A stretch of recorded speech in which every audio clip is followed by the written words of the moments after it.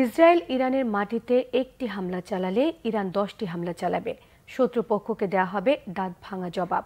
বুধবার কাতারে এক সংবাদ সম্মেলনে ইসরায়েলকে এমন হুঙ্কার দেন ইরানের প্রেসিডেন্ট মাসুদ পেজেশকিয়ান। তিনি বলেন, এই অঞ্চলের নিরাপত্তা মানে মুসলিমদের নিরাপত্তা। সেই নিরাপত্তা নষ্ট হলে শত্রুপক্ষকে এক চুলও ছাড় দেওয়া হবে না। এদিকে ইসরায়েলকে হামলা বন্ধের আহ্বান জানিয়েছেন কাতারের আমির Tamim bin Hamad Al Thani. বিস্তারিত শহীদ আরাফাতের ডেস্ক রিপোর্টে। ইসরায়েলকে কঠিন হুঁশিয়ারি দিলেন ইরানের প্রেসিডেন্ট মাসুদ পেজিশকিয়ান।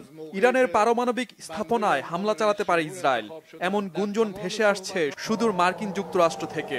এই হামলা হলে মধ্যপ্রাচ্যে পারমাণবিক সংঘাত ছড়িয়ে পড়বে, এমন শঙ্কাও এখন আলোচনায়। কিন্তু ইসরায়েলের কোনো হুমকির তোয়াক্কা করছে না ইরান। প্রেসিডেন্ট মাসুদ পেজিশকিয়ান বলেছেন, ইরানের মাটিতে একটি হামলা হলে ইসরায়েলকে 10টি হামলার মাধ্যমে জবাব দেওয়া হবে, গুড়িয়ে দেওয়া হবে শত্রুপক্ষের প্রতিটি ঘাঁটি। তবে ইসরায়েলের সাথে কোনো ধরনের যুদ্ধ চায় না ইরান। কাতারে এক সংবাদ সম্মেলনে এই বার্তাও বিশ্বকে জানিয়ে দেন প্রেসিডেন্ট মাসুদ পেজিশকিয়ান। বলেন, মধ্যপ্রাচ্যে শান্তি এবং নিরাপত্তা নিশ্চিত করাই ইরানের একমাত্র লক্ষ্য। আপনারা মনে রাখবেন, মধ্যপ্রাচ্যের নিরাপত্তা নিয়ে ইরান সতর্ক অবস্থানে আছে এবং থাকবে। এই অঞ্চলের নিরাপত্তা মানে মুসলিমদের নিরাপত্তা।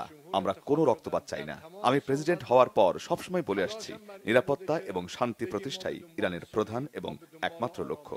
মধ্যপ্রাচ্যে যুদ্ধ বন্ধ না হলে কোনো দেশই শান্তিতে থাকতে পারবে না। ইসরায়েলের সাথে যুদ্ধ করতে চায় না ইরান। প্রেসিডেন্ট মাসুদ পেজিশকিয়ান বলেন, ইসরায়েল প্রতিশ্রুতি দিয়েছে তারা শান্তির পথে হাঁটবে, কিন্তু তারা বারবার ওয়াদা ভঙ্গ করছে। এমনটি হলে মধ্যপ্রাচ্যে শান্তি প্রতিষ্ঠা করা সম্ভব হবে না। আমরা ইসরায়েলের সাথে কোনো ধরনের যুদ্ধ চাই না। ইসরায়েল শান্তির পথে আসবে এমন প্রতিশ্রুতি দিয়েছে, কিন্তু উল্টো পথে হাঁটছে। তারা প্রতিনিয়ত মধ্যপ্রাচ্যে সংঘাত বাড়াচ্ছে। যুদ্ধ বন্ধে তাদের এগিয়ে আসতে হবে, অন্যথায় যুদ্ধ চলতে থাকবে। আমাদের মুসলিমদের রক্ষায় আমরা প্রতিশ্রুতিবদ্ধ। বুধবারের সংবাদ সম্মেলনে কাতারের আমির Tamim bin Hamad Al Thani ইসরায়েলের বর্বরতার প্রসঙ্গ তুলে ধরেন। বলেন, পরিস্থিতি সংকটাপূর্ণ হওয়ার আগেই ইসরায়েলকে সতর্ক করা হয়েছে, যুদ্ধবিরতির জন্য বারবার তাগিদ দেওয়া হয়েছে, কিন্তু ইসরায়েল কোনো কিছুই তোয়াক্কা করেনি। শুরুতে গাজা, পশ্চিম তীর, পরবর্তীতে লেবাননে হামলার তীব্রতা বাড়িয়েছে নেতানিয়াহু বাহিনী। আবারও সংঘাত বন্ধের আহ্বান জানান Tamim bin Hamad Al Thani. মধ্যপ্রাচ্যে শান্তি প্রতিষ্ঠা করতে কাতার যুদ্ধবিরতির চেষ্টা অব্যাহত রেখেছে। ইসরায়েলকে বহুবার সতর্ক করেছে। জিম্মিদের ফিরিয়ে দেওয়ার বিষয়েও ইসরায়েলকে আশ্বস্ত করা হয়েছে। তবে ইসরায়েল একটি সমাধানে পৌঁছতে পারে নাই।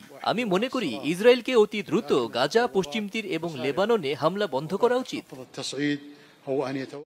এদিকে জাতিসংঘে নিযুক্ত ইসরায়েলের রাষ্ট্রদূত ড্যানি ড্যানন নিরাপত্তা পরিষদের বৈঠকে বলেছেন, চুপচাপ বসে থাকার সময় এখন নয়, শিগগিরই প্রতিশোধমূলক হামলা চালানো হবে। ইসরায়েলের মাটিতে ইরান যে হামলা চালিয়েছে তা অপ্রত্যাশিত বলে মন্তব্য করেন তিনি। জানান, ইরানের মাটিতে শক্তিশালী হামলা চালাবে ইসরায়েল। আমি পরিষ্কারভাবে বলছি, ইসরায়েল নিজেদের আত্মরক্ষার কৌশল জানে। ইসরায়েলে মিসাইল হামলা চালিয়ে ইরান বড় ধরনের ভুল করেছে। আমরা এমন হামলা চালাবো যা ইরান কল্পনাও ভাবেনি। নিশ্চিতভাবে তাদের চড়া মূল্য দিতে হবে। শিগগিরই ইরানে হামলা হবে।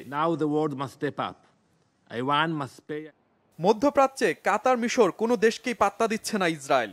বিশ্লেষকরা মনে করছেন, মধ্যপ্রাচ্যে একমাত্র যুক্তরাষ্ট্রই পারে ইসরায়েলের আগ্রাসন থামাতে। কিন্তু দশকের পর দশক ইসরায়েলের ক্ষেত্রে যুক্তরাষ্ট্রের আচরণ শুধু সহযোগিতামূলকই নয়, বরং ইসরায়েল দিন দিন ভয়ঙ্কর ও আগ্রাসী হয়ে উঠছে ওয়াশিংটনের আশীর্বাদেই। Shahid Arafat, Bangla vision news desk.